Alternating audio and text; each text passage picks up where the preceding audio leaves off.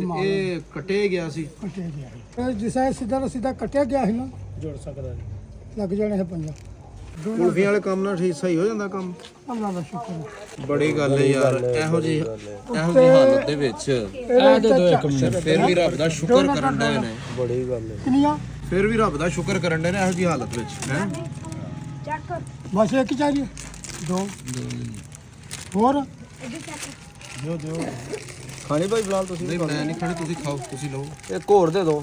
ਇਹ ਇੱਕ ਹਾਂ ਬਾਬੇ ਵਾਸਤੇ। ਇਹ ਕਿੰਨੇ ਦੀ ਜੀ ਇੱਕ? ਇਹ 130 ਰੁਪਏ ਦੀ ਹੋਈ ਠੀਕ ਹੋ ਗਿਆ। ਜੋ ਕਿ 150 ਦੀ ਵੇਚਦੇ ਨੇ, ਇਹਨੂੰ ਪੁੱਛੋ। ਤੇ ਕਿੰਨੇ ਪੈਸੇ ਹੋ ਗਏ ਨੇ ਇਹ? ਚਾਰ ਨੇ ਚਾਰਾਂ ਦੇ ਕਿੰਨੇ ਪੈਸੇ ਹੋ ਗਏ? 520 ਠੀਕ ਹੋ ਗਿਆ। ਦੇ 520 520 ਹੋਏ ਨੇ।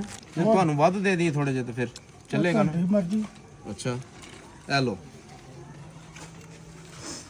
ਇਹ ਤੁਹਾਡੇ ਹੀ ਨੇ। ਆ ਜਿਹੜੀ ਆ ਵੀ ਇਹ ਖਾ ਕੇ ਵੇਖੋ। ਇਹ ਤੋਂ ਤੁਸੀਂ ਮੁਹੱਬਤ ਨਾਲ ਦਿੰਦੇ ਹੋ ਤਾਂ ਮੈਂ ਖਾ ਲੈਣਾ। ਖਾਓ ਖਾਓ।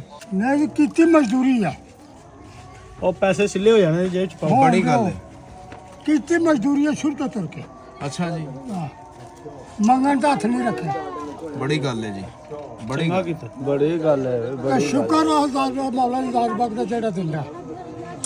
ਬਿਲਕੁਲ ਹੈ ਜੀ ਗੱਲ। ਮੈਂ ਥੱਕਾ ਨਾ ਹੁਣ, ਮੇਰਾ ਜ਼ੋਰ ਹੋ ਗਿਆ ਸੁਬਾਹ ਦਾ ਚੱਲਿਆ ਨੂੰ। ਸਵੇਰ ਦੇ ਦੋ ਉਧਰ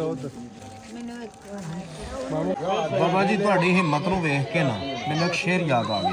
ਸੁਣਾਵਾਂ? ਸੁਣਾ ਬਿਸਮਿਲ੍ਲਾ ਪੜੋ। ਮੀਆਂ ਸਾਹਿਬ ਇੱਕ ਸ਼ੇਰ ਲਿਖਿਆ ਹੈ ਕਿ ਮਰਦ ਵੰਗੋਰੇ ਕਦੇ ਨਹੀਂ ਹਾਰੇ ਤੇ ਗੱਜ ਦੇ ਸ਼ੇਰ ਮਰੇਲੇ ਉਹ ਮਰਦਾਂ ਉੱਤੇ ਆਉਂਦੇ ਜਾਂਦੇ ਔਖੇ ਸੌਖੇ ਵੇਲੇ।